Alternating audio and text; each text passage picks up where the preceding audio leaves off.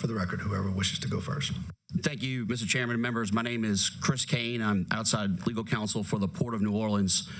When we came before you a couple weeks ago, the bill that we presented, we intended to be the best in practice P3 legislation. There was a lot of legal experts and P3 experts that assisted us in that process. We listened very carefully.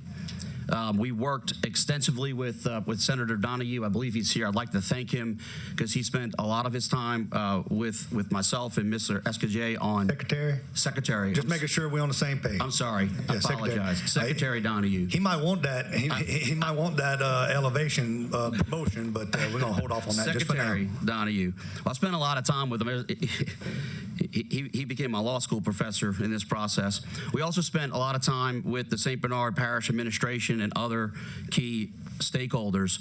The goal was to present to you the bill that's before you is streamlined. It's more than half of what we presented before. I think we're at less than 6 pages before. It was well over 13. This proposed bill, as I mentioned, is a rewrite, but it goes back to it's still the fundamental function of what we're here for.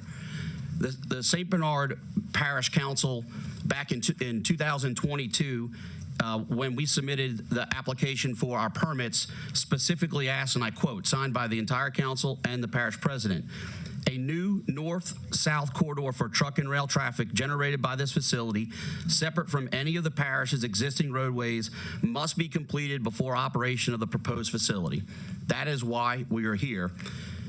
On August 21st, 2023, at the time, President McGinnis offered a letter to Secretary Buttigieg in support of the ports project and specifically this road when he stated, this project has been shaped by extensive public engagement with key stakeholders and the public to address community concerns and maximize community-facing benefits.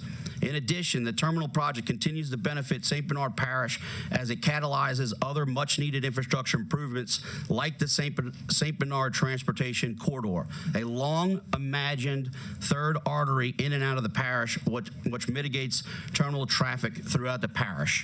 So the bill before you, working with Secretary Donahue and the parish administration, tightens the language.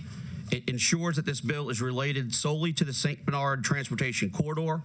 It tightens the language to ensure that the expropriation language is not an expansion of rights or expansion of any special procedures, which was a concern raised before. It also ensures that there is the likelihood for a local road alternative. This was important to the locals we spoke to, that it wasn't just going to be commercial traffic. It also, in the fourth point, which was requested, is to make sure that the bill provided that DOTD and St. Bernard Parish would have input on the final design and local and state infrastructure and future development as it relates to the impact of this corridor. So we think this bill is much improved, and we ask for your passage today. Thank you.